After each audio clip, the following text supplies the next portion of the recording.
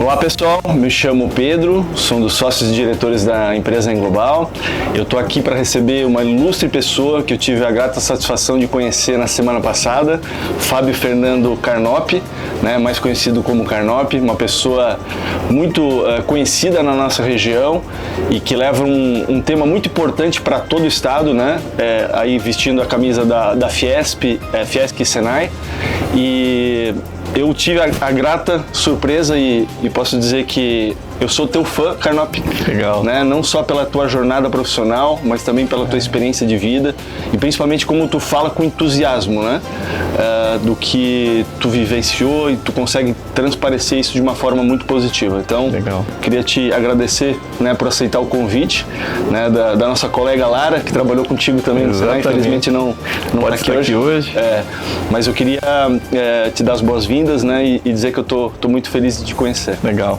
Pedro, em primeiro lugar, assim, fantástico a gente poder conversar um pouco sobre, que nem a gente falou há pouco, livro aberto, falar sobre várias coisas voltadas ao mundo, à vida, às experiências, à tecnologia, à inovação. Eu, como bom joinvilense, agora eu digo que eu sou jovem há mais tempo, e sendo jovem há mais tempo, a gente tem uma jornada de vida que começou lá na década de 70, foi entendendo alguns princípios, década de 80, novos princípios, década de 90, uma revolução, 2000, o boom da tecnologia. Olha só o que está acontecendo hoje, a gente está num maravilhoso estúdio aqui, fazendo um podcast sobre temas voltados à tecnologia. Então, isso agrega muito valor, porque a gente, com muita humildade, e um pouco também já de sabedoria da vida, a gente consegue contar um pouco do que passou e do que vem pela frente. Porque, por incrível que pareça, na década de 70, o que aconteceu, a revolução, foi diferente da 80, mas os princípios são os mesmos. Na década de 90, a mesma coisa. O que muda é a percepção das pessoas. Então, contando um pouco dessa jornada de vida, eu tenho assim uma clareza que as pessoas que têm desejo, vontade e entusiasmo, de fazer a coisa para o bem, a gente só alavanca, movimenta pessoas, movimenta a humanidade e a coisa só se fortalece. Então, é um dos meus grandes princípios essa pegada aí. Que bacana, Carnop, que bacana. E eu queria entender um pouquinho da tua jornada profissional. Eu sei que você já está há bastante tempo no mercado, a gente já conversou um pouco sobre isso, mas queria que tu pudesse até explicar um pouquinho o que tu conseguiu ver.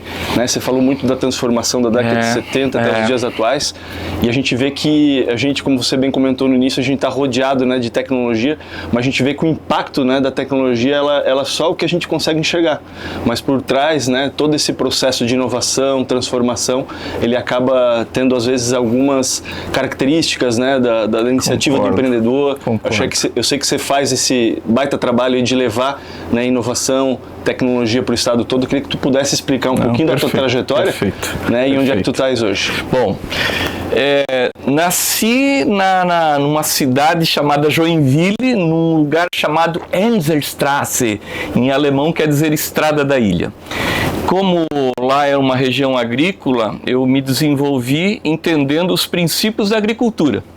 E depois disso, meus pais me orientaram, eu fui para uma boa escola, fiz o caminho da jornada do ensino fundamental, do ensino médio, e sempre me preocupei, por natureza, de estudar, me qualificar. Sim.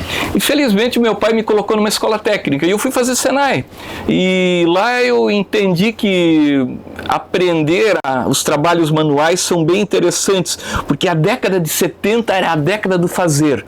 Não existia grandes máquinas tecnológicas, existia o conhecimento técnico e máquinas de manufatura voltada para tornearia, fresagem, mas mais no estilo mecânico manual. Sim.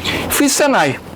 Aí fiz ajustador mecânico, fresador mecânico, torneiro mecânico e fui trabalhar numa empresa, numa grande empresa, a Dehler, aqui de Joinville, que deu um conhecimento técnico para mim, onde que eu pudesse transformar o que eu aprendi em trabalho. Bacana. E esse trabalho ele resultou em entrega de coisas. E a empresa cresceu, e a gente cresceu junto como pessoas, e a jornada foi sendo construída. E sempre eu entendi que a gente, na época, né, que eu estava na indústria, eu estou na indústria ainda hoje, a gente tem que estar alinhado com a estratégia da empresa, saber o que ela quer chegar. E daí eu sempre olhava o que os diretores, os gerentes pensavam do futuro de cada profissional. E uma das coisas muito importantes é as pessoas se qualificarem. Perfeito. Então sempre fiz cursos, sempre me aprofundei nisso. Por iniciativa própria? Por iniciativa própria. Mas lógico, né, apoiado pela minha família também. Papai e mamãe sempre estiveram muito perto de mim. E daí a gente foi indo, na década de 80 houve um salto, eu falando agora um pouco da área mecânica, saímos do torno convencional, da fresadora convencional, e vivemos a época do CNC, onde que começou as grandes programações. E daí quando a gente começou a programar em máquina CNC, e daí existia um comparativo. O torneiro, dando um exemplo, né? O torneiro convencional trazia uma peça em 20 minutos e de repente o CNC, depois de uma programação, ele entregava uma peça em 3 minutos e as pessoas ficavam assim deslumbradas. E daí grandes empresas, né? Home, eu até não estou fazendo propaganda, começaram a botar essas máquinas incríveis no ar e daí houve um negócio chamado transformação já voltada para as áreas de digitalização, um pouco de robótica, e daí foram abrindo os novos caminhos. Década de 80, fortemente nisso. E daí entendo o seguinte, na década de 70 eu tive que fazer desenho mecânico. Na década de 80 eu tive que fazer desenho mecânico, mas agora em software. Mas é o mesmo desenho mecânico. As linhas, as cotas, os números são os mesmos, só que agora em programação. Na década de 90, ampliou para softwares mais robustos e daí começou a acoplar em máquinas mais específicas.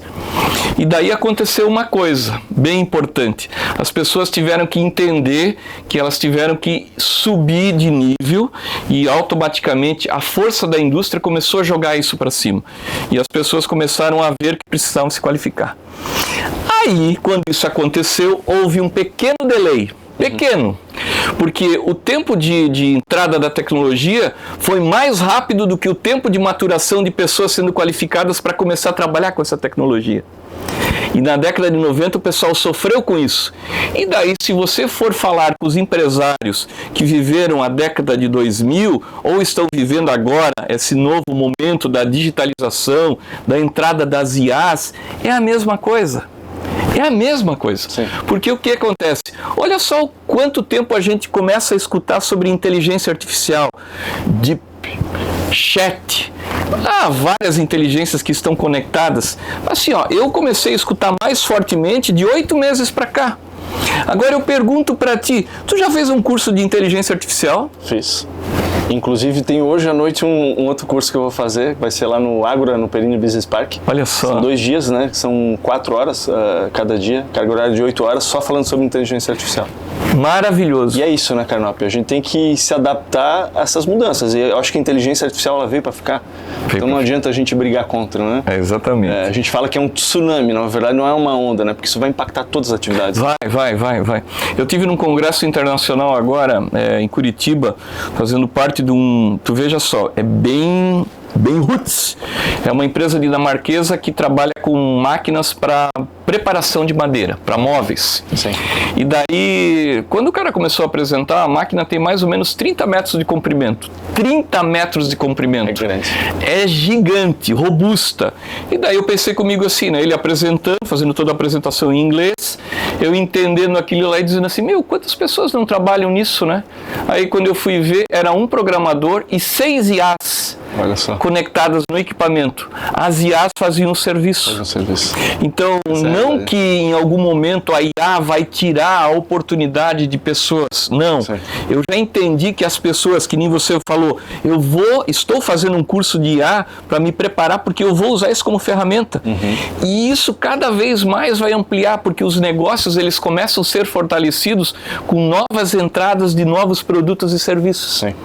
E a tecnologia faz isso muito bem. Sem dúvida. E assim, ó, existem pessoas que falam que não, mas eu posso garantir aos senhores, porque já trabalho há quase 15 anos com tecnologia, que cada vez se amplia mais o mercado de trabalho para a área de tecnologia. Perfeito. Olha esse estúdio aqui, ó, totalmente tecnológico. É isso.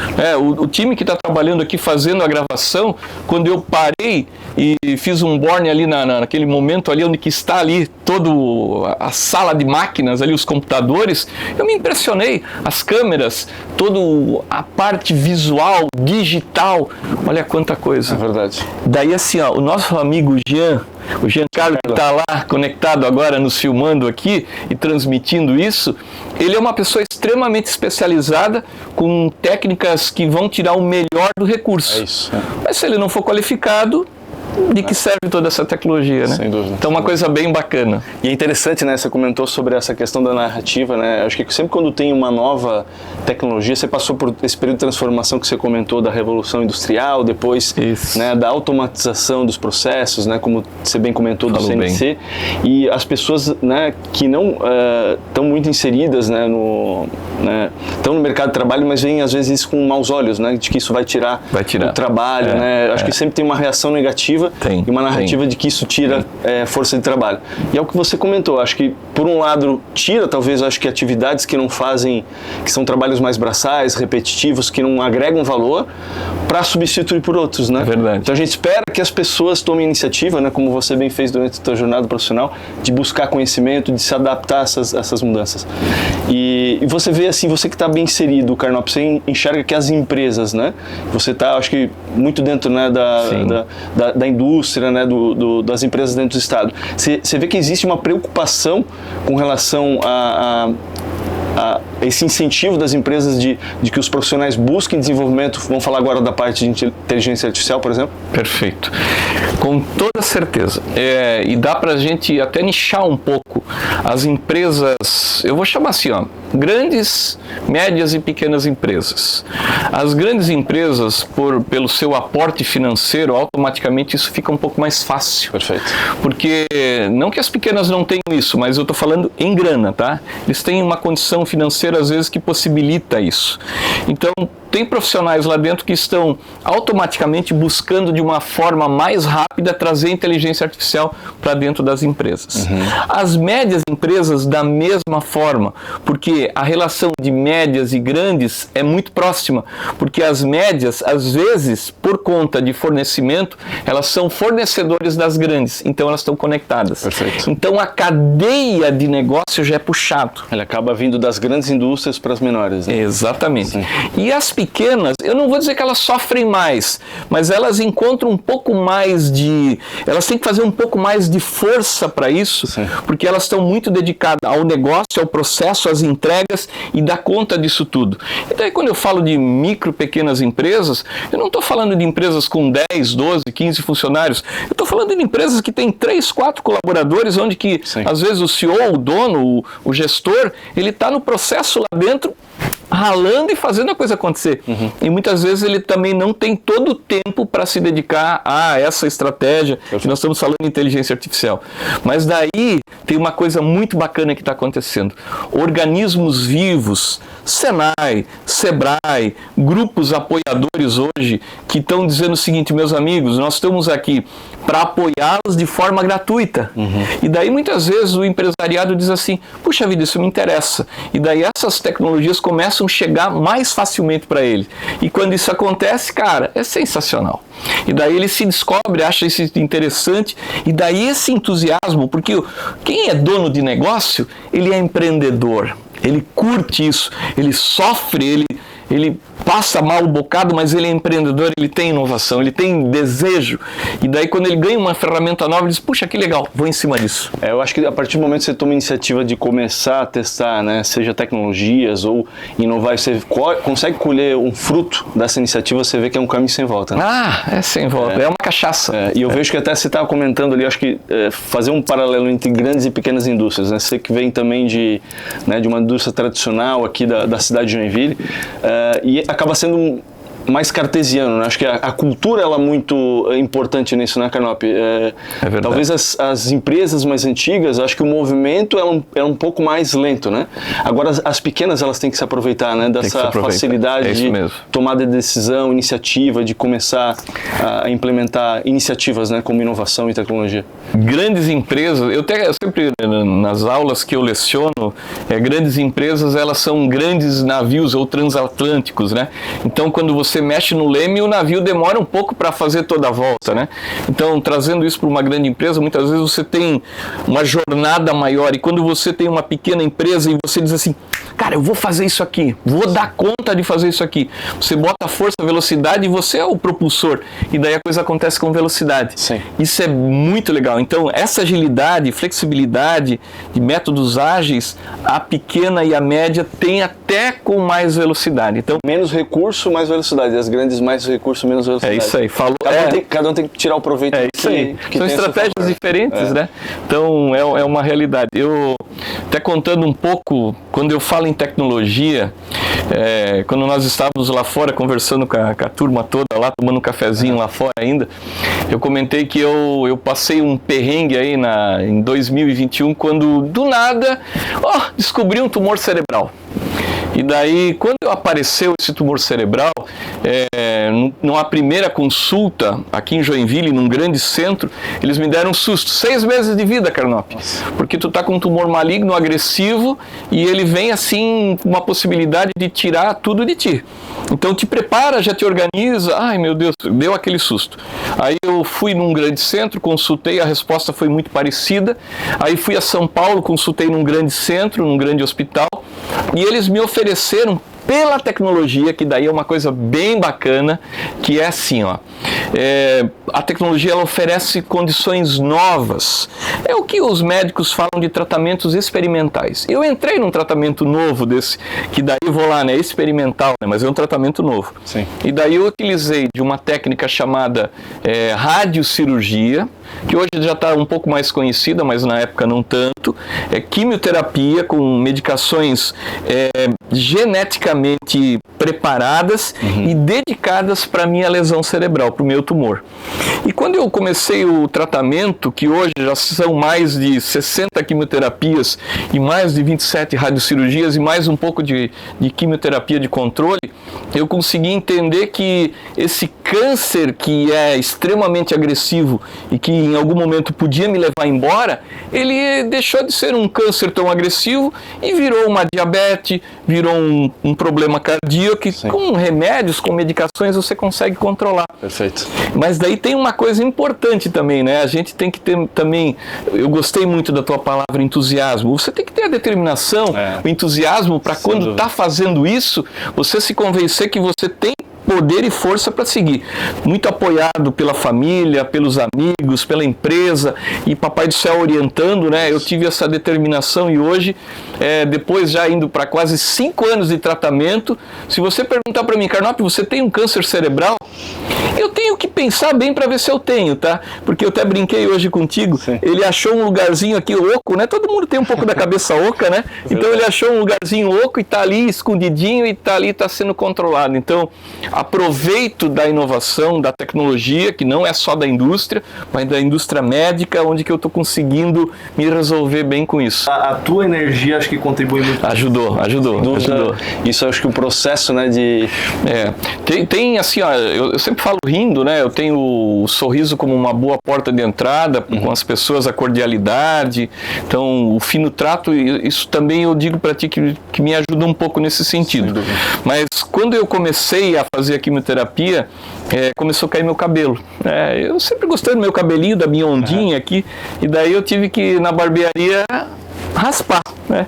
Então foi um dia assim que foi difícil, mas eu entendi que ele me fez muito bem, porque eu tirei desse dia difícil uma lição de vida, que se a gente tiver assim, desejo de transferir isso como aprendizado para as pessoas, você consegue fazer a tua vida mais leve. E daí olha que interessante, esse tumor cerebral, ele abriu para mim o caminho para eu conseguir levar isso para as pessoas. Olha só. E daí hoje eu tenho um fácil acesso no Hospital São José, na Unimed, no Regional. Legal. Converso com pessoas que estão tratando tumor cerebral, que disseram assim, meu Deus, se fosse só pelo médico eu estava com medo, mas agora, vendo que a tua jornada, eu vou tentar trazer isso para mim, e vou tentar trazer isso mais leve. É difícil? É. Sempre é, né? Mas assim, se torna mais leve. E se tu tirar isso, proveito disso como eu estou tirando, e sem maldade nenhuma, não quero me beneficiar de uma doença para, né, dizer que eu estou bem, não, muito pelo contrário, eu quero promover tranquilidade e passar isso como uma aprendizagem para as pessoas. Sim. E hoje, felizmente, eu estou conseguindo. O resultado tá aí, tu tá com saúde, não tá? Muita. Então eu acho que espero que esse podcast também possa alcançar algumas pessoas que estejam talvez passando por esse processo. Eu tenho certeza que isso pode contribuir bastante. E a gente conversou muito, né, sobre isso, e eu fiquei muito feliz de... Acho que a primeira pessoa que eu vejo falando tão abertamente, de uma forma tão positiva, contando como é que foi a tua trajetória. Eu acho que isso tem muito para contribuir para quem precisa. Eu tenho até um case com um pouco de dificuldade. Agora até tirei o óculos porque até tremeu um pouco a mão, que eu lembrei. Mas com um pouco de dificuldade, quando eu comecei a quimioterapia, eu não peguei atestado médico. A empresa, a Fiesc, entendeu que eu teria a oportunidade de trabalhar, e eu vou dizer assim, ó, eu rasguei meu atestado e fui para... Continuei trabalhando.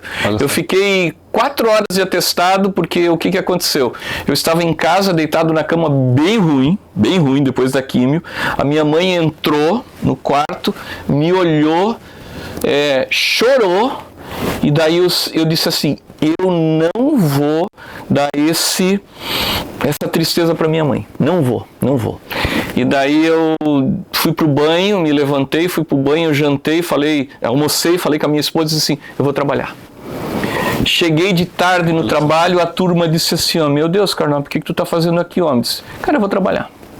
E daí, como eu tinha a oportunidade de estar na gestão, e daí tinha essa possibilidade de fazer conexões, porque o mundo digital hoje me possibilitou, tá? Sim. Me possibilitou.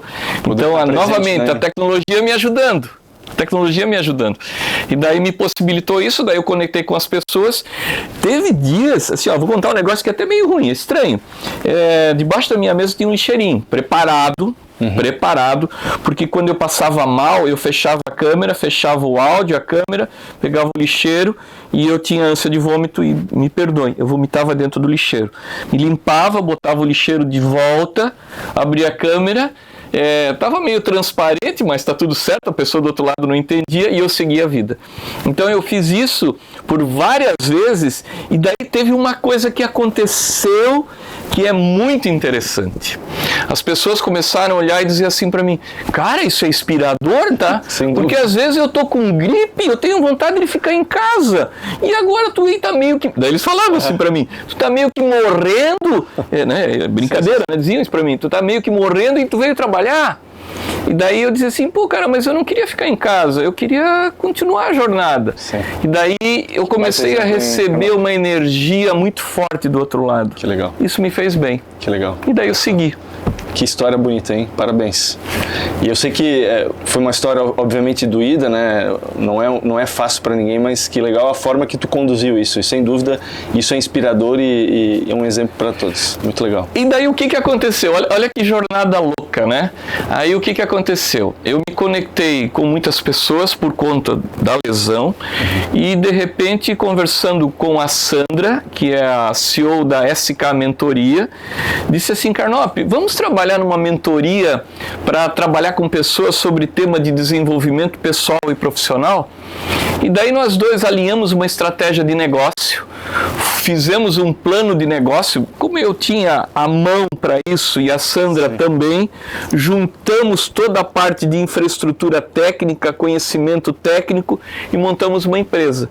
E hoje apoiamos pessoas no desenvolvimento pessoal, profissional, para atendimentos de desenvolvimento. Que bacana. É uma mentoria que hoje ela entra muito fácil, né? Gravamos 37 aulas curtas, colocamos uma plataforma na Hotmart, Hotmart, postamos isso lá e nos colocamos à disposição para as pessoas que precisarem desse apoio em nível de crescimento pessoal e profissional dentro da indústria, alavancando a sua carreira. Que legal. E fizemos isso. E hoje, só para vocês terem uma ideia, durante o processo da jornada do câncer, eu consegui trabalhar nisso também. E hoje, eu não vou dizer que nós explodimos, porque o tempo de 24 horas ele é muito relativo. Verdade. Einstein já falava sobre isso. Mas dentro dessa jornada, a gente também tem que se dedicar para a família, tem que se dedicar ao trabalho, mas daí à noite eu tenho períodos que eu trato a mentoria como um canal estratégico de negócio para apoiar pessoas. Então é mais uma vertical que a lesão me deu essa oportunidade de fazer esse trabalho. Pessoas, ajudando a se desenvolver, que legal, Carnap, que legal. Queria falar agora contigo, eu sei que tu vivencia isso todos os dias, mas falar um pouquinho de inovação, bater um papo até, porque eu acho que as pessoas, quando a gente fala de inovação, elas relacionam muito a parte de tecnologia, né? Sim, tecnologia talvez seja a ponta do iceberg ali, que é o que a gente está vendo mesmo aqui, né? Que você bem comentou que a gente está rodeado dela, né? O próprio celular, né? As plataformas de comunicação, de interação.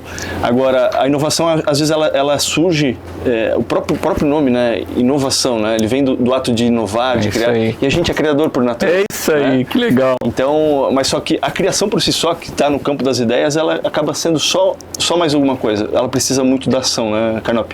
O quanto isso tu vê, assim, dentro do que tu vivencia, a importância, né, de um processo de transformação, né? Vamos falar agora no campo das empresas, né?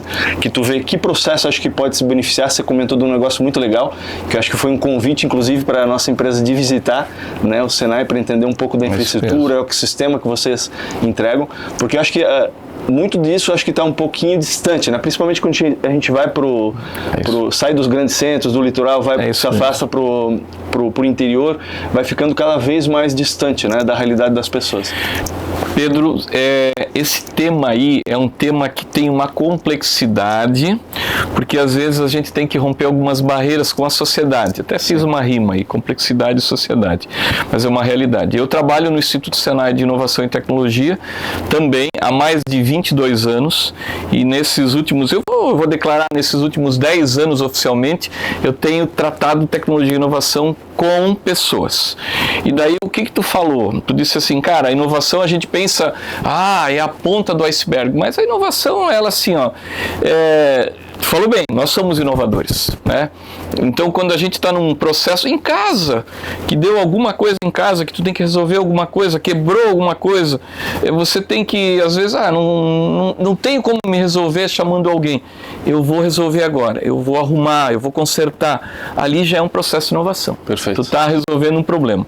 Resolver problemas, dar encaminhamentos, já é um processo natural do ser humano de inovar.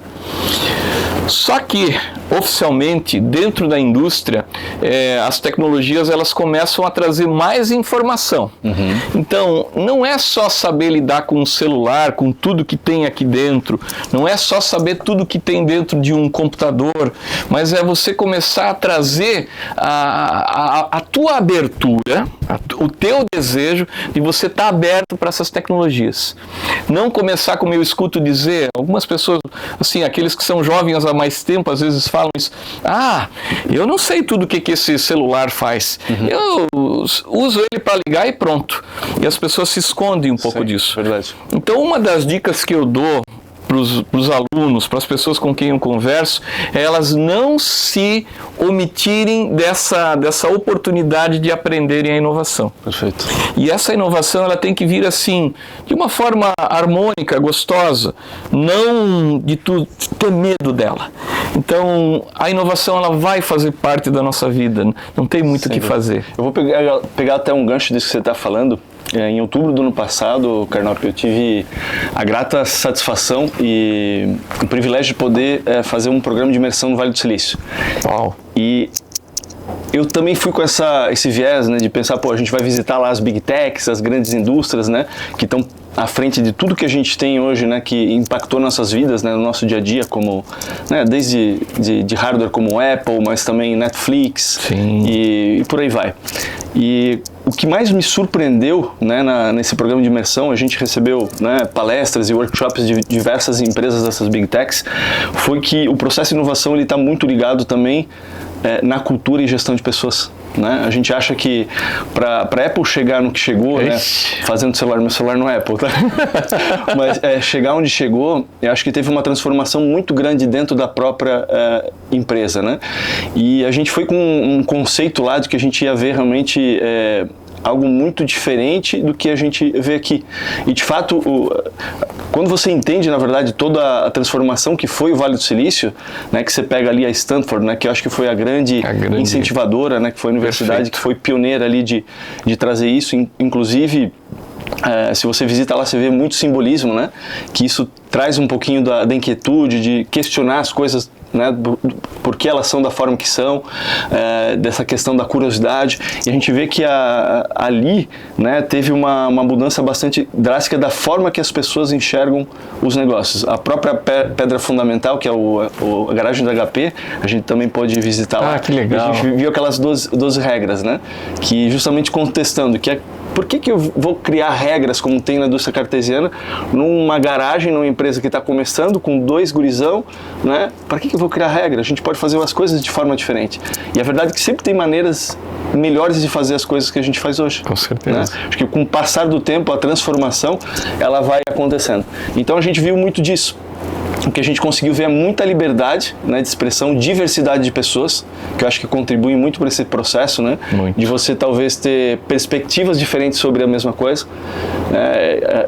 Se para pensar, vamos pensar que a Apple talvez lá atrás começasse a contratar só em pessoas nascidas nos Estados Unidos, né, brancos de mesma religião, será que ela ia ser o que é hoje? Exatamente. Então, a gente conseguiu enxergar que realmente a gente tem que olhar as coisas sobre outras perspectivas, né? Dar oportunidade de a gente enxergar sobre outras frentes. Então, dentro disso, até eu queria entender se a gente, nesse sentido, a gente está um passo atrás, tu que visita as empresas, nós, como o ecossistema de Santa Catarina, vamos falar que eu acho que o teu papel aqui né, levar a inovação, tecnologia, essa abertura para as indústrias, você acha que a gente tem a possibilidade de conseguir transformar nesse nível, nessa velocidade que está acontecendo as coisas? Perfeito. Pedro, olha só, quando a gente fala em o termo RH, né, recursos humanos, hoje a gente fala em gestão de pessoas, as empresas começaram até a trazer outros nomes para tirar aquele simbolismo RH, contratação, demissão, hoje em dia não é mais cartão ponto, né, mas toda a formalização de você estar na empresa de uma forma presencial, híbrida ou online, né? Então o RH ele saiu disso, ele tem uma pegada hoje para cuidar de pessoas e automaticamente trazer esse cuidado para as pessoas também já recebam qualificações para elas se prepararem para esse mundo da inovação. Então a indústria ela já vem trazendo essa ótica para isso. Como você foi para o Vale do Silício, olha que legal, eu sábado agora estou embarcando para Hannover, na Alemanha, para participar da Hannover Messe. É uma feira, né, mundial da área de tecnologia e eu estou indo para a área com um olhar muito forte para a parte de robótica e para a parte de inteligência artificial, que são os 2 segmentos que eu quero entender um pouco mais. Porque realmente, não só falando de Brasil, mas olhando agora para o mundo, tem muita gente trabalhando nisso. China, Índia, e eu estou falando de empresas, não estou falando de países, que daí tem mercado aberto para colocar isso à disposição, que é negócio, é capital. Então essas empresas vão estar ofertando essas possibilidades, novas possibilidades que impressionam mesmo. Quando a gente está no nosso, daí a gente chama de bolha, né? Na nossa bolha, a gente consegue enxergar que nós estamos muito bem, mas sempre, você falou muito bem, nós podemos fazer melhor. E por evolução natural, nós vamos conseguir melhorar isso. Então eu espero que conectando pessoas ao negócio, conectando pessoas a essas tecnologias, a gente vai conseguir evoluir cada vez mais dentro desse sentido.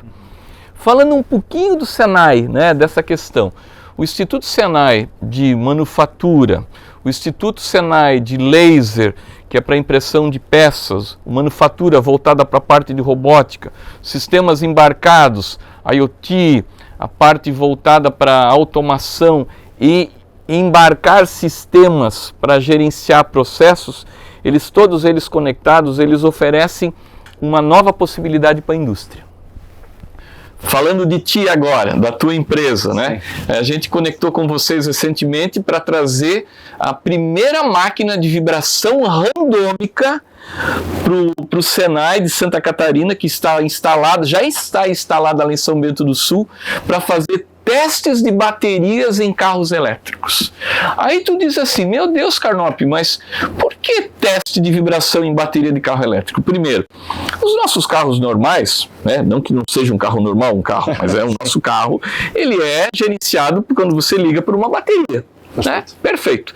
Só que um carro elétrico, bateria. A bateria dele é um bicho grande. Ele tem uma condição toda específica, tem toda uma preocupação com a segurança.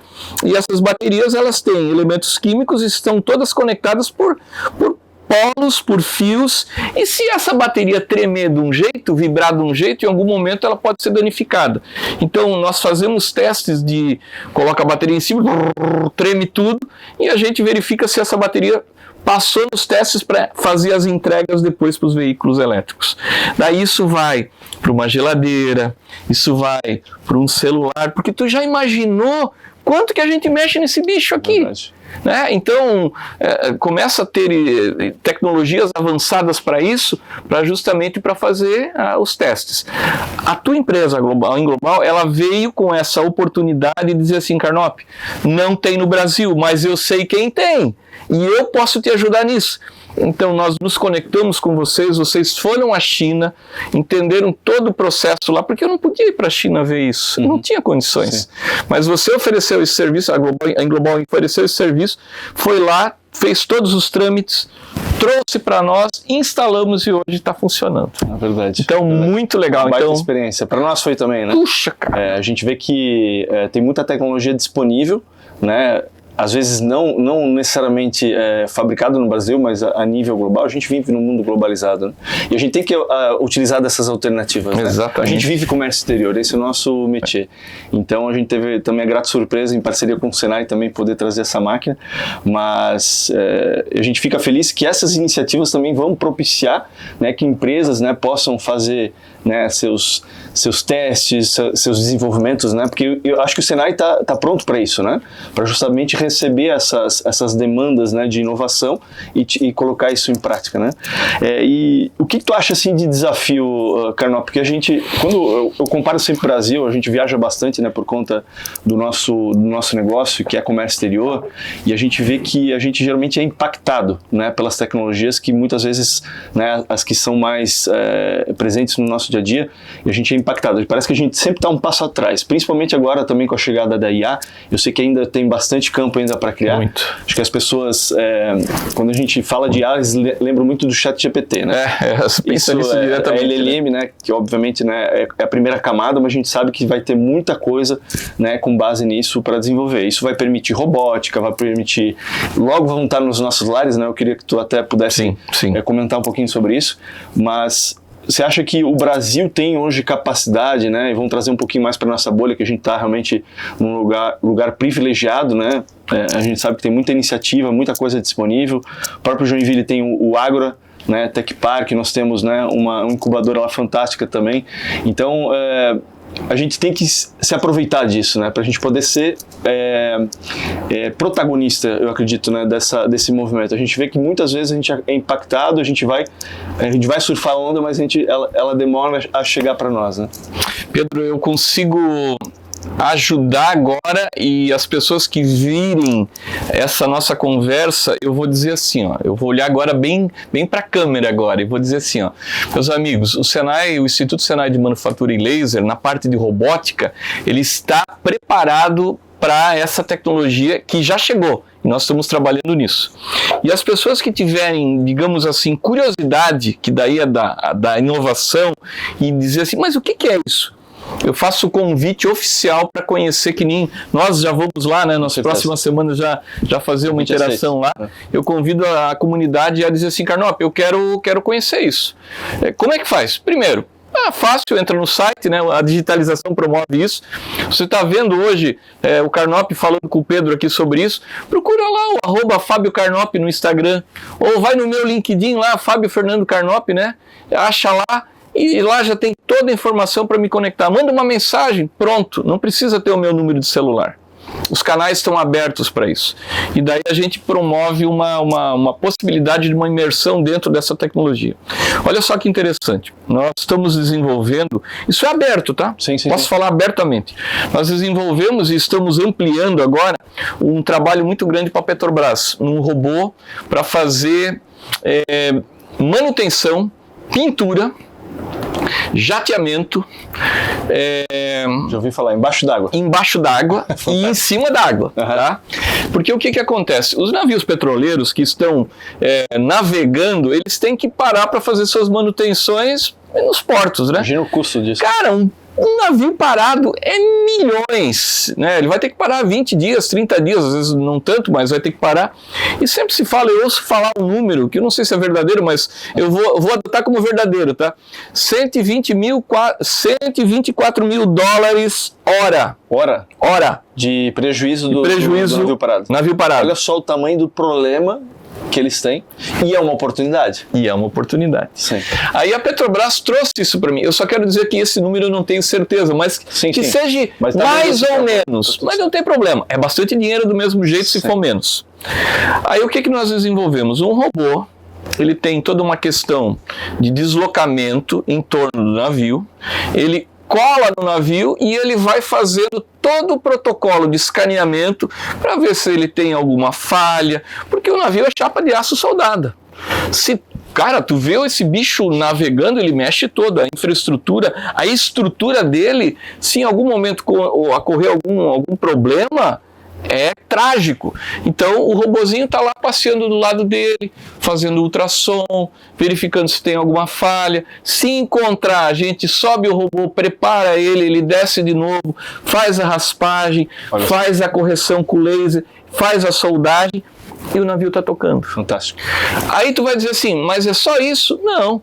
Esse robô ele tem o processo de poder fazer por uma estratégia técnica muito preparada, de já jatear o navio, porque o navio cola muita ostra, muita encrosta, né? Muito. Sim. E ele diminui a eficiência de navegação. A sua eficiência. Sim. Ele tem mais lastro, né? Sim. Então esse robô também tem essa possibilidade de fazer isso no navio. Da mesma forma, nas estruturas petrolíferas que a Petrobras tem fixada para extração de petróleo. Então a gente também faz a manutenção, pintura, jateamento desses navios. Antigamente, sabe como é que fazia? Prendia uma corda, o cara tinha que ter NR Sim. Se pendurar. De tudo, e ia lá, pendurava. E daí o navio mexendo, né? O mar batendo, o vento dando porrada e o cara lá pintando. Tu já pensou que troço desumano? É verdade. Daí agora sim, daí agora eu vou fazer um link com aquilo que a gente falou lá atrás. O robô tirou o lugar do cara que estava pintando. Agora eu quero te dizer o seguinte, o cara que estava pintando foi qualificado porque ele sabe como é que pinta. Sim. E ele foi qualificado e hoje ele opera o robô. Ele está ajudando a operar o robô, exato. E daí assim, era 30 cara pintando, agora nós temos 20 pessoas, na média, Sim. operando o robô, fazendo o negócio, preparando com uma qualidade muito maior. Você tem manutenção de robô, você tem a fabricação do robô, você tem a inteligência artificial que está, né, por dentro. Tem muita... Escalou muito. Acho que gerou mais emprego do que essa pessoa que fazia manualmente. É nisso que eu queria chegar agora. Porque daí quando as pessoas falam, né? Vai tirar o lugar. Tu falou tudo já, Pedro. Vai ter o desenvolvedor do software, vai ter o desenvolvedor da parte mecânica, projeto, Gente, é uma cadeia de negócio que tu diz assim, meu Deus do céu! E as pessoas que se prepararam, entraram nisso, subiram de nível salarial, subiram de processos, conheceram mais e evoluíram como seres humanos, evoluíram fortemente nesse processo. Isso é um exemplo dentro de muita coisa, né, Carnop? Deus do céu. Pode ficar falando o dia inteiro, né, de tudo que tem surgido de tecnologia para salvar problemas que eram inconcebíveis, né, no passado, que não fosse de forma manual. Então, acho que isso está abrindo um campo e um leque muito bacana. Né? Eu trago mais um exemplo, porque são tantos, mas isso é muito curioso. Novamente, Petrobras, tá? São exemplos robustos. A Petrobras, quando ela faz a furação para escavar, né, para chegar num poço e extrair o petróleo, ela tem uma baita de uma broca, e é verdade, e ela vai fazer a perfuração. Essa broca, conforme a dureza do solo, ela pode atravessar um pouquinho e ela quebra e fica lá dentro. Sim. Quando isso acontece, não tem o que fazer, ficou lá dentro. Aí, mesmo assim, quando a furação é eficiente, eles botam lá dentro o tubo e começam a extrair o petróleo. Lá embaixo, naquele poço, tem pedra, pau, tem parte de petróleo que está mais dura, e não tem jeito, gente, tem que passar por um tubo. Quando passa por dentro desse tubo, sabe o que acontece? Entope. E assim, ó, como é que desentope um tubo a 5 quilômetros, 3 quilômetros de profundidade? Esquece, não tem o que fazer. Aí, e assim, ó, horas de perfuração, broca, tu já imaginou o problema que é? Aí desenvolvemos um minhocão, a gente até brincou minhocão, mas não é, tá? É uma espécie de um cabeçote que entra por dentro de um tubo com um grande mangote conectado e ele vai desobstruir o tubo até chegar lá embaixo. Agora assim, ó, se vocês forem no Senai lá hoje, dizer assim, Carnop, eu vou lá contigo depois. Nós estamos fazendo os testes neles agora. É uma espécie de um cabeçote, ele deve ter uns 120 milímetros de diâmetro, num comprimento de uns 2,30 metros, 2.300 milímetros, totalmente flexível, com força para entrar dentro da tubulação, ou ir empurrando, ou fazendo um trabalho disso. Só que daí como é que chegou nessa ideia? O homem não fez isso no coração? Cateterismo, né? Essa foi a inspiração? Uma delas. Da mesma estratégia virou isso. Que bacana. Então, o que eu quero dizer para ti? A reinvenção, a inovação, ela pega de coisas que a gente entendeu pela natureza e vem sendo desenvolvida pelos engenheiros, pelos arquitetos, pelas pessoas que têm o desejo, têm a inovação, têm o sangue nos olhos para conseguir criar esses novos processos. Então, hoje é um exemplo de inovação que nós estamos tratando também aqui. E trabalhando com muita gente. Que legal. Não, é fantástico. E eu acho que dentro desse campo de inovação, Carnop, a gente vê que... tu acha que falta, às vezes, metodologia? Porque a gente vê, principalmente nas empresas, né, que são muito assertivas na questão da inovação, eles têm já uma cultura de, né, try fast, fail fast. Então, tenta, não dá certo, vamos tentar de novo. Eu acho que tem isso incorporado já nas empresas, né, de essa filosofia de que, cara, falhar faz parte do processo. O importante é a gente, né, ser rápido e ajustar o curso. Então, dentro disso, assim, o que tu tem visto de algum exemplo, talvez? Eu imagino que deva ter vários, né? Mas algum exemplo que você possa citar? Primeiro lugar, meus amigos, o Pedro e eu estamos aqui conversando e nós não planejamos nada dessa conversa, tá? Está sendo um bate-bola, assim, muito franco. E daí, nessa estratégia de certo ou errado, a gente tem que ter duas coisas. Primeiro, pessoas que pensem de forma um pouco diferente. Segundo, daí é uma ferramenta chamado escritório de projetos, que lá dentro tem os gerentes ou os gestores de projetos que organizam todos os fluxos de trabalho e documentam tudo. Porque o que acontece? Olha só, eu vou trazer para um exemplo de uma pessoa que trabalha numa padaria, numa cozinha. Ela vai lá e faz um bolo e o bolo fica maravilhoso. E daí, de repente, ela diz assim, puxa, eu vou fazer de novo. Pô, mas eu botei quanto de trigo, quanto de sal, quanto de não sei o quê. Puta, não lembro, vou fazer e já não ficou a mesma coisa. O resultado vai dar diferente. Então, quando a gente trabalha com inovação e com tecnologia, é um oceano todo a ser descoberto, todo navegável. E se tu perder uma informação que tu fez aqui, quando tu for fazer de novo, a temperatura era diferente, a pessoa estava numa condição diferente, o material estava numa condição diferente e o resultado naquele momento vai ser diferente. E por incrível que pareça, como a gente trabalha no limite da tecnologia, a gente às vezes não consegue mais aquele resultado. Então o escritório de projeto, ele otimiza e ele canaliza toda a informação para que tudo esteja documentado, para quando tu for renovar ou fazer de novo ou testar de novo, você tenha condições de seguir o mesmo fluxo, para ter um resultado muito parecido. Então, respondendo a tua pergunta, primeiro, pessoas, segundo, pessoas qualificadas, né? E esse escritório de projeto muito bem. Seguir uma metodologia, né? Metodologia. Aí tu me fez a pergunta, Carnop, tem metodologia para isso? Tem metodologia para isso.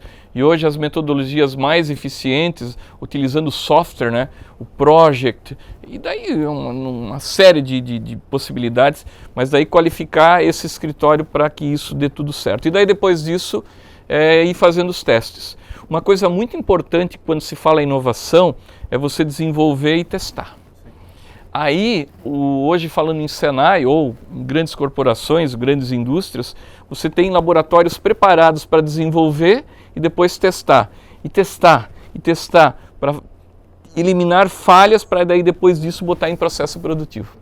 Então os laboratórios é digamos assim, uma continuidade depois da pesquisa, depois do escritório de projetos, dos pesquisadores, vem os testes laboratoriais. Então é uma outra metodologia bem importante. Interessante que tu está trazendo, né, principalmente pela questão do Fiesc Senai, os testes geralmente vão para o laboratório, né? Porque eles envolvem realmente um hardware, alguma tecnologia. Eu vou trazer um pouco até para outro lado, Carnop, que eu tive também a possibilidade de participar de um processo muito bacana, que é pela pessoal da Softville, tem uma incubação lá dentro do Ágora Tech Park, e a gente participou de um processo seletivo, né? Nós temos outra empresa no grupo que é o One-to-One Smart Shop, que são mercados autônomos em ambientes corporativos, e durante esse processo a gente justamente recebeu uma metodologia fantástica, que é da Midtech, que é uma das 5 mais melhores, né, metodologias para startups. Porque a gente para pensar, às vezes, startup parece que a gente vai pegar a nossa ideia aqui, vamos testar. Não, ele existe, né, uma metodologia.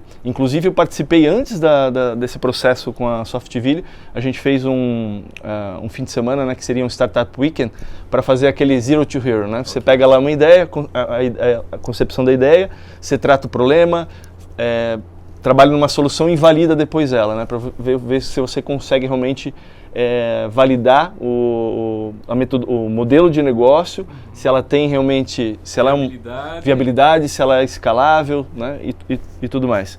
Então a gente vê que realmente para tudo tem processo, né, tudo existe uma metodologia específica. Na One-to-One a gente fez um processo muito bacana. A gente recebia mentorias, recebia ferramentas, modelos de negócio. Então, eu vejo que a gente foi muito assertivo nesse processo. Hoje a One-to-One está falando um pouquinho do negócio. A gente tem 30 unidades próprias, a gente escalou através de franquia, né? Modelo de franquia. E estamos com 50 franqueados atualmente, né? Com uma possibilidade realmente de escalar bastante. Que legal, isso é importante. E em ambientes corporativos, que é algo que o mercado até então não estava tão inserido, era mais, a gente via muito mercado autônomo em residência. E o mais bacana é que a questão desse processo, né, de validação do problema, a gente vê que tem muita oportunidade, né, Carol? Porque quando a gente entra no campo de problemas, eu acho que mais do que nunca, né, a gente está passando por um processo, um turbilhão de transformação. Né? Eu gosto de citar muito a frase do Peter Drucker, né, o pai da administração, que ele fala que em momentos de turbulência, a própria turbulência em si não é o problema, é a gente utilizar a lógica do passado. Então a gente tem que entender na nossa realidade dia a dia como é que a gente pode trazer uma solução para esses problemas novos. E eu tive a grata surpresa de passar por esse processo. Que legal. E é um processo de transformação muito bacana, né? De você pegar alguma ideia, transformar aquilo num problema, transformar aquilo numa oportunidade, e a partir dali você começar a construir algo novo. Isso aí, ó, assim, ó, daí é uma coisa interessantíssima. Eu participei de algumas imersões também, e eu vou te dizer disruptivas, porque como assim, ó, o DNA nosso, ele está preparado para isso, para nós inovarmos, né? Então, quando a gente começou a olhar para esse mercado da inovação, a gente começou a se qualificar. E começamos passando pelas startups, né? Pô, vamos entender esse negócio aí. E daí no começo até a sociedade olhava, e assim, eu falo sem medo, tá? Sim. As pessoas olhavam para nós e diziam assim, aventureiros, né? Aventureiros. Mas nessa lógica, pessoas desenvolvedoras, empreendedoras, com metodologias certas, que de repente uma empresa que vale 20 mil reais, ela desenvolve um negócio e de repente ela vira em poucos anos 20, 30 milhões, 10, 8 milhões, e às vezes de reais. Não muito mais. E às vezes, se não, dólares. Verdade. Então, esse novo mundo, ele parece que ele está um pouco distante de nós. Sim. Mas daí uma coisa que aproxima, que daí é uma coisa que nós da tecnologia, temos que entender. Temos que estar perto das universidades. Temos que estar próximos das grandes corporações que trabalham com tecnologia. E daí assim, profissionais. Tu vai para um Stanford, tu vai para um MIT, Berkeley, e daí, por aí vai. cara, assim, ó, parece assim, ó, meu Deus, mas isso é caríssimo. Sim, tem um custo. Sim, é caro. É em dólar. É investimento, né? Mas é investimento. Isso. Então, as empresas que têm esse poder e querem fazer isso, elas têm essa possibilidade, façam, porque é o futuro, é investimento. Isso não é manutenção do negócio, eu posso garantir isso para vocês, é investimento no negócio. E é uma mudança de mindset, né, de uma programação neurolinguística, porque assim, é difícil mudar, né, é um exercício grande, né, Carnop, para a gente poder deixar de fazer o que a gente faz atualmente, buscar alternativa, é um processo doloroso, né, a gente vê que a transformação, né, trazer para a realidade da Englobal, e a gente passou uma empresa jovem, né, a gente tem 16 anos, mas foi um processo também com pessoas jovens abertas já à mudança, e mesmo assim a gente vê às vezes resistência. E para nós o que foi muito assertivo nesse processo de transformação foi envolver a liderança, né? Quem foi um grande incentivador disso foi o Rafael, não sei se você conhece o Rafael Meller, que começou como estagiário, hoje é sócio da empresa, e ele foi um cara assim que trouxe muito a necessidade da gestão, né, de mudanças internas, mas a gente viu que para implementar realmente a inovação, né, transformação de forma geral, as mudanças dentro da empresa, a gente tinha que envolver todo mundo. Não é só né, top-down, a gente tem que realmente fazer com que as pessoas enxerguem aquilo como benefício. Então, é um desafio, não é fácil, né? Eu quero contribuir, cara, isso que tu puxou agora é maravilhoso. Quando a gente começa a pensar inovação na empresa, às vezes a empresa olha muito para o seu umbigo, mas as pessoas que estão olhando para frente, elas pensam assim, quem está comprando o meu produto hoje é uma geração anterior. Verdade? Porque não é a minha filha que vai comprar da Englobal, é o Carnop. Sim. Porque o Carnop hoje já está estruturado, quem sou eu, né? Mas está estruturado e pode fazer isso. A minha filha está começando uma jornada agora e ela não teria todo o capital para chegar nisso. Beleza? O futuro vai acontecer de que forma? Eu, uma hora dessa, vou me aposentar, eu vou parar, a vida vai me levar. Então, a minha geração, uma hora dessa, vai sair de cena. Perfeito. E essa geração nova que está aqui, ela vai entrar no meu lugar. E se a Englobal não se preocupar com a geração de agora, perfeito, mas olhando para, quem sabe, até 2 gerações atrás, com os processos de inovação, já para atender os mercados futuros, ela não tem sustentabilidade de vida. Verdade. Então, hoje, o recado que eu dou para os empresários, das grandes, das médias, das pequenas e das microempresas, é olhar sim para o seu pão francês do dia a dia, mas se preocupar com as gerações anteriores, com produtos que vão fazer a necessidade desses caras. Porque daí o que acontece? Se você trazer inovação para isso, e começar a construir pilotos e já colocar à disposição, isso aqui no futuro vai ser o futuro. Sim.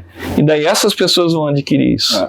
Então é uma responsabilidade muito grande hoje das lideranças, dos CEOs, dos diretores, dos gestores, olhar um pouco para trás, no sentido das gerações que estão começando a sua jornada já capitalista de investimento para fazer isso. Por isso que você e o Rafael acertaram tanto. Vocês não estão 16 anos no mercado de graça. O Senai não contratou vocês de graça, porque quando eu fui olhar, nós fomos olhar, nós entendemos que vocês têm uma pegada já, porque o que eu quero de vocês, agora eu falando com toda humildade, eu quero uma empresa parceira de longa jornada. Isso vocês já estão oferecendo. E realmente a gente tem que respeitar o passado, entender, né, o que a gente pode continuar contribuindo, mas olhar para essa... Porque o novo mercado consumidor, né, que são essas novas gerações na Carnop, eles vêm com exigências completamente diferentes. Meu Deus. E eu vou até algo que eu achei bastante interessante que eu escutei esses dias, né, talvez tu possa contribuir melhor, você falou, de eu me aposentar. Eu vejo que a geração, não é passada, né? A geração presente, ela, talvez mais do que nunca, eu escutei isso num artigo que eu li, ela vai ser necessária, porque com a chegada da inteligência artificial, tecnologia, a interação humana, ela vai ser mais importante do que ela já foi no passado. E eu acho que isso, né, dentro que a gente estava conversando um pouquinho antes de começar o podcast, né, que a gente recebeu uma pessoa que, né, veio aqui de uma forma bem alegre, aberta para conversar conosco, que tinha seus 65 anos, mas que é uma pessoa que estava conseguindo se comunicar e se conectar com todo mundo que estava ali perto. Eu acho que essa pessoa tem algo muito especial que ela vai poder contribuir nesse processo de transformação. E o que tem se comentado justamente é isso, né? Essas pessoas que têm uma habilidade de comunicação, uma habilidade de se conectar e se interar com o outro, talvez vão ser necessários para esse processo de transformação digital. Concordo contigo. Inclusive, assim, olha que interessante, eu vivo um pouco no mundo acadêmico, um pouco no mundo tecnológico de laboratórios, um pouco no mundo da inovação com os pesquisadores. E assim, e tá tudo certo, cada um tem o seu perfil, tem certo e errado, e tem a sua dedicação. Então, um pesquisador que ele não tem a habilidade de comunicação, ele não consegue transferir toda a inovação que ele gostaria para as pessoas, e fica um pouquinho faltando esse elo de conexão que você falou. Então, que nem hoje, né? Até vou falar, o Sérgio passou aqui, né? O Coruja, né? Ele já se apresentou. Eu não conhecia ele.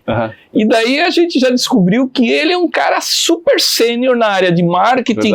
Fez um monte de ações aí de marketing para fazer trabalhos magníficos. 65 anos, e entrou aqui falando contigo, principalmente comigo, que eu não conhecia ele. Parecia que eu já conhecia esse cara há 20 anos. Verdade. Então, e daí assim, ele já trouxe um case, e tu vai lembrar que eu até fiz assim para ele, né? Eu disse assim, meu Deus, sabe por que eu fiz isso? Porque eu estava procurando uma resposta para um negócio, e ele deu. E assim, já trocaram o cartão, já se conectaram. E eu já quero conversar com ele. Sim. E eu estou precisando, e agora se ele depois assistir, ele vai dizer assim, o Carnop falou comigo e já quer conversar comigo. E eu acho que de forma genuína, né? Não tinha nenhum interesse naquele momento de... Né? Eu acho que as interações que a gente, né, tem até hoje, né? A gente espera que isso permaneça, mas a gente sabe que com a geração, né, virtual, muito digital, às vezes acaba se perdendo. Então, mas eu achei fantástico, assim, porque deu para fazer um link bem bacana que a gente tá falando. Até quero trazer uma literatura aí para as pessoas que estiverem curtindo aí, vendo, Como Fazer Amigos e Influenciar Pessoas, do Dale Carnegie. Dale Carnegie. É um livro sensacional. Eu li ele na década, ele já é de longa data, né? Mas ele sempre passa por pequenas atualizações. Eu tive a oportunidade de ler ele na década de 80, 90, e estou lendo ele, fazendo a releitura dele recentemente, por conta de uma mentoria de comunicação para um grupo de empresários que nós estamos fazendo, a Sandra e eu estamos fazendo. Então esse livro ele trata assim de princípios básicos, cordialidade, sorriso no rosto, mas não é o rir, é o sorrir. Né? Então, o sorrir, a cordialidade, a maneira de você se comunicar com as pessoas, uma comunicação leve, saudável, porque sempre vai ter os dois lados, de você se colocar no lugar do outro, porque... Empatia, né? A empatia. Pronto. E isso é uma função agora que... Você vai chegar nisso. Eu até disse para ti, estava com 37 anos, daí tu disse, não, Carnop, eu já passei dos 40, até disse assim, tá muito bem. Eu que já passei dos 50, sou jovem há mais tempo, eu entendo isso fortemente, de trazer as pessoas a se conectarem. Por quê? Porque de lá faz a bola rolar. Sem dúvida. Senão não tem jeito. Se a bola ficar quadrada, ela para ali e não vai pro gol. E é quando a gente traz até para o empreendedorismo, vou falar um pouquinho da minha experiência quando a gente começou, a gente tem a tendência de não querer buscar ajuda, né, Carnop? Falando nessa questão de conectar, de se interagir, eu não sei porquê, mas se a gente for...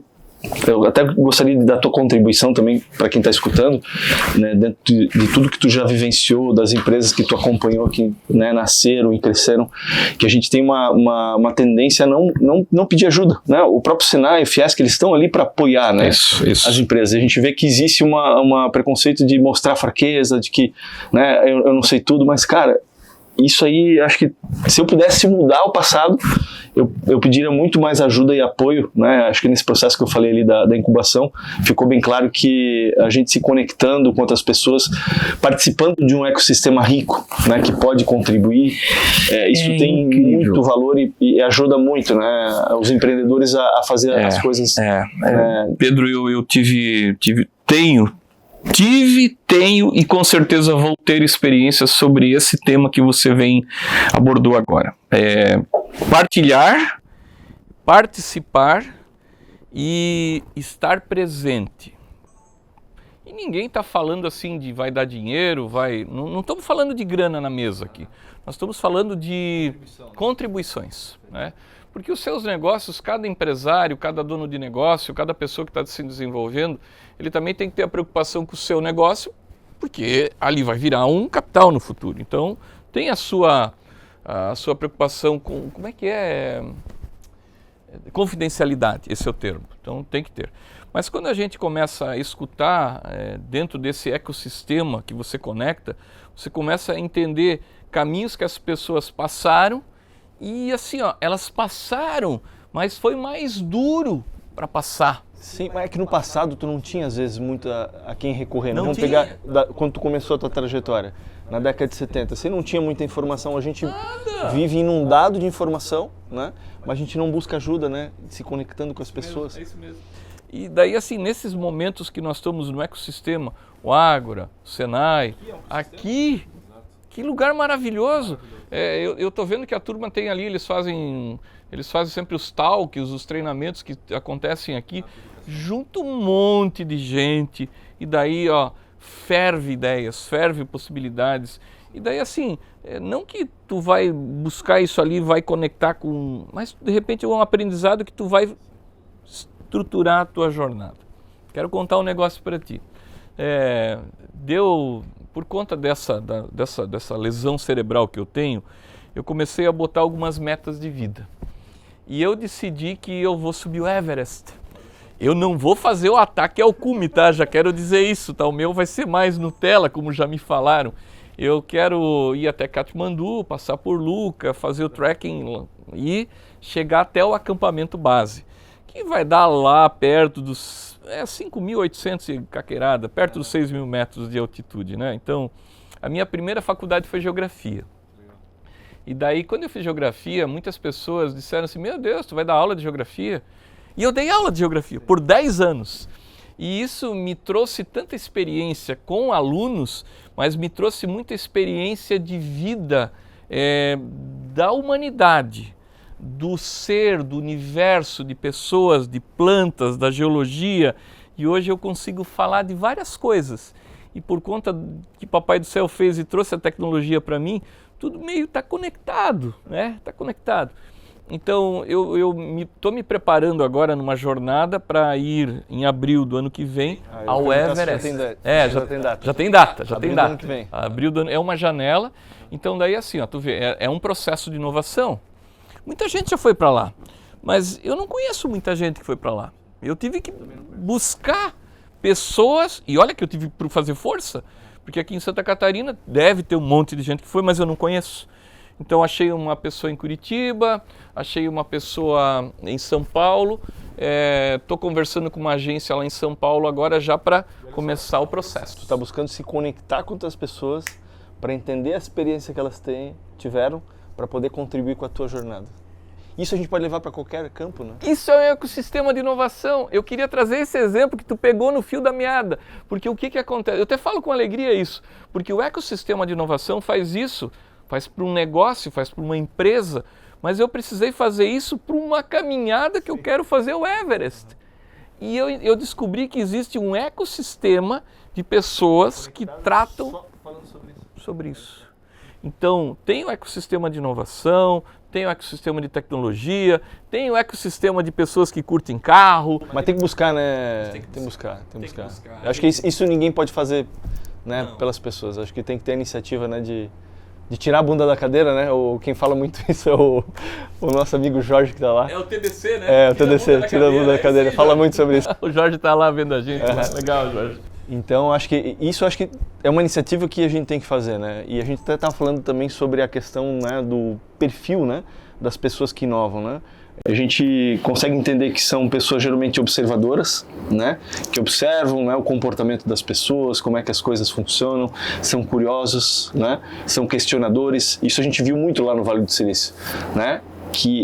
E justamente essas pessoas que geralmente são promotoras das mudanças, né?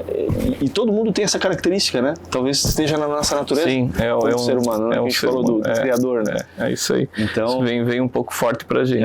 Eu acho que talvez esse podcast, se a gente puder falar que as pessoas, né, se inspirem, né, com a trajetória, principalmente aqui do meu amigo Carnop, de buscar, né, as mudanças, né, seja para o desenvolvimento pessoal, que você bem comentou da tua trajetória, que eu acho que isso é fundamental para a gente continuar crescendo.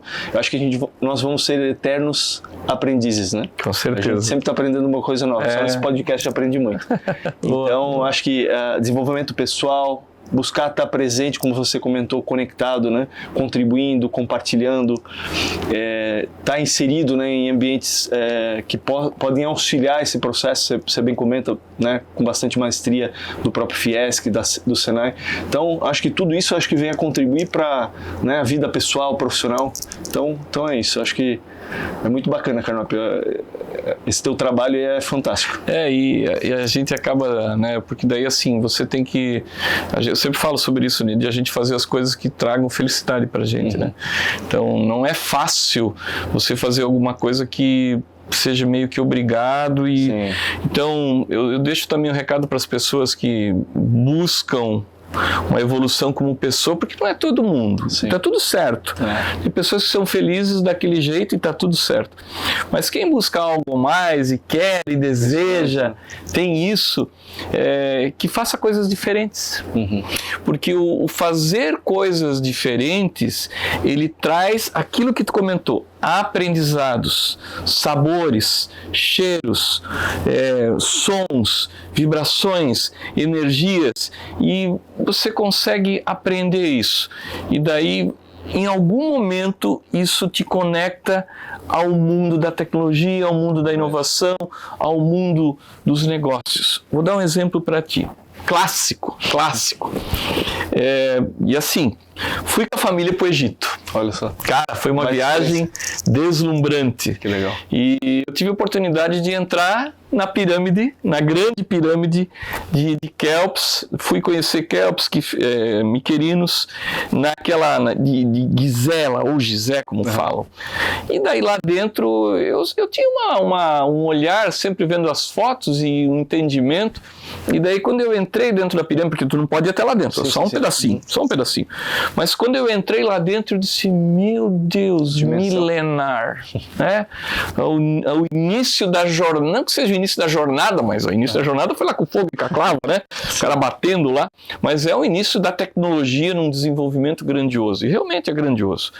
E quando eu comecei a enxergar isso, eu comecei a contar para algumas pessoas sobre isso.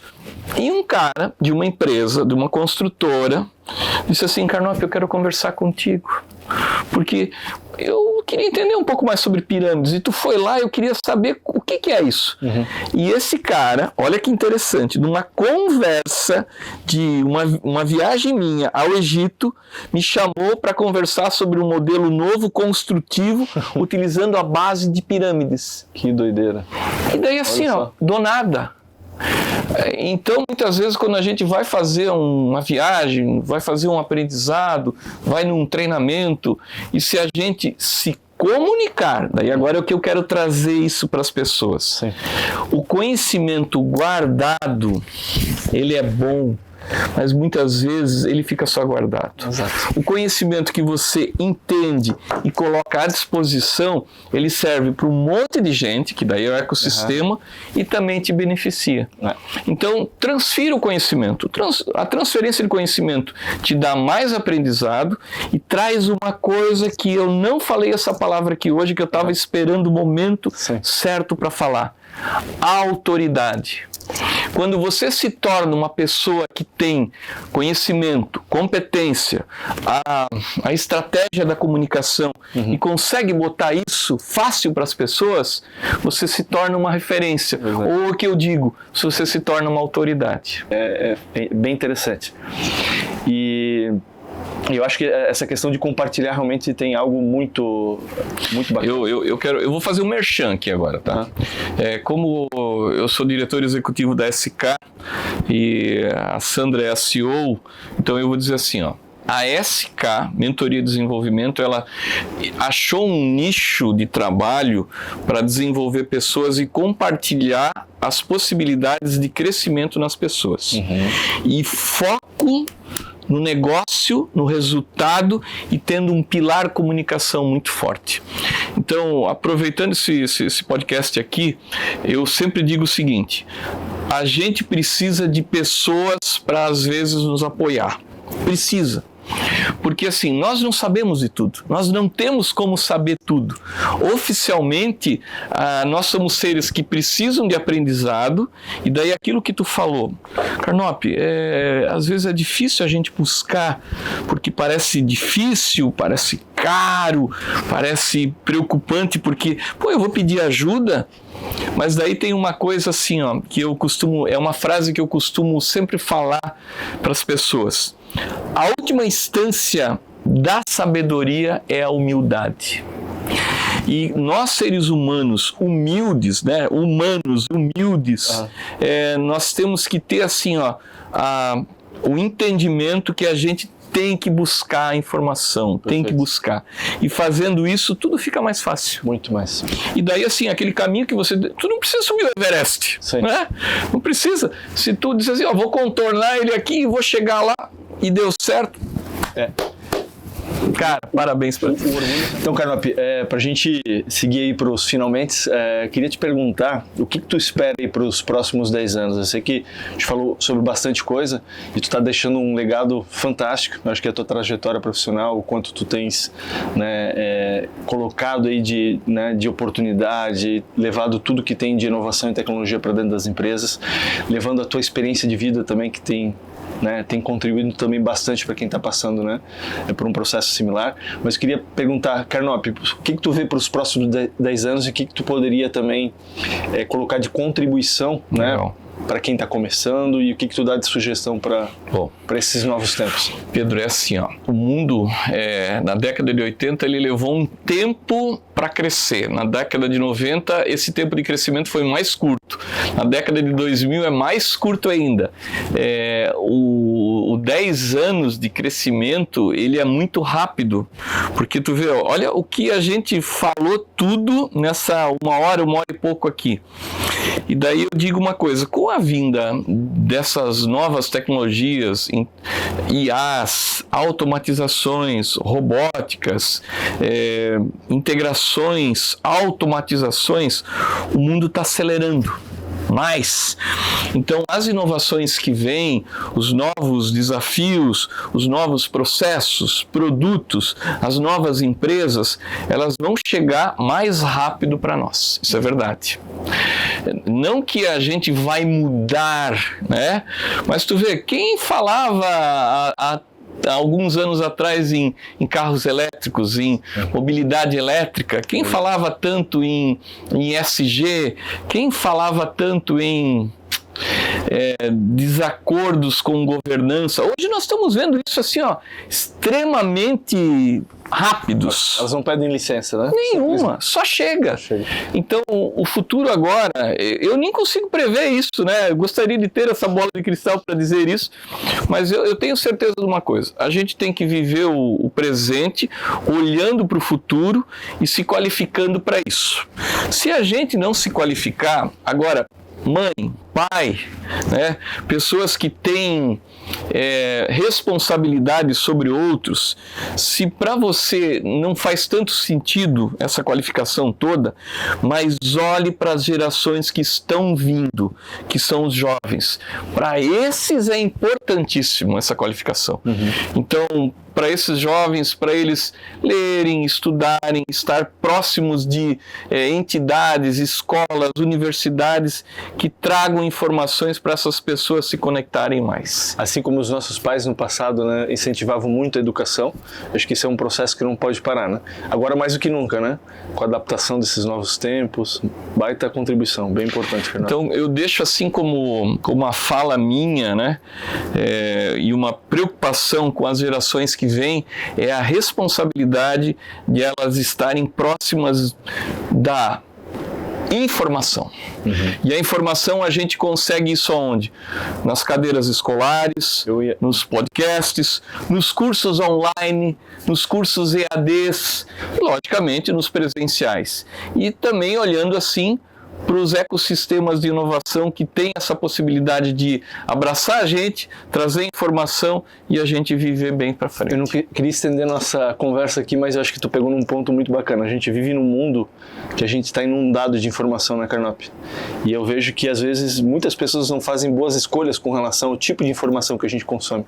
Eu acho que você trouxe por um campo aí de educação, aprendizagem, como fazer em tempos como hoje, né, a gente fazer boas escolhas. Eu sei que tem muito do que você falou da orientação dos pais para os filhos, né, de blindar para que eles possam realmente aproveitar do que tem bom, porque tem muita informação disponível, né? Informação de qualidade, como você falou, podcast, além de todo o processo, né, de aprendizado de escola, universidade, mas como fazer, é um desafio grande, não é? É um desafio. A gente fazer com que essa nova geração foque nas informações que possam... Isso aí é um desafio, porque assim, ó, eu até tiro por mim, tá? Acho que todo mundo hoje está com celular e tem fácil, Instagram, né? Fácil de rolar, né? Passa meia hora rápido. Cara, e assim, ó, pra tu rolar um Instagram e ver um monte de conteúdo, eu não tô falando de conteúdo bom ou mal, certo ou errado, mas um monte de conteúdo. E a gente sabe o que é bom, o que é mal, o que é certo e o que é errado. O ser humano tem essa capacidade. Isso é intuitivo, né? É intuitivo. Então, a partir do momento quando você começa a abrir conteúdo ruim, o algoritmo um lado do outro lado diz o seguinte: cara, ele curtiu isso, vou dar-lhe, né? Sim. E daí começa a chegar, daí você cria uma bolha de conteúdos interessantes. Então é só um exemplo. Tomar cuidado para, se você tem esse discernimento e quer isso, quer evoluir como pessoa do bem e ser feliz e chegar em algum lugar e chegar bem, começa a observar isso. E isso, assim, ó, é uma escolha sua. É uma coisa que você tem o direito de fazer isso contigo mesmo. Então, é uma escolha. É uma escolha. E cada escolha é uma renúncia. Mas importante fazer sábias escolhas, né? Escolhas sábias, sábias escolhas conteúdos bons. Muito bom. Estude bastante e leia bastante. É isso, Carnop. Obrigado. Queria te agradecer pela disponibilidade de participar do podcast, de contribuir com a tua trajetória profissional, de contribuir com as tuas reflexões, com tudo que tu vivenciou. Acho que está sendo de muito valor. Muito obrigado. Bom, muito bom. E é isso. Pedro, prazer. Obrigado. Obrigado de mesmo. novo, sou teu fã. Um grande abraço. Obrigado, pessoal.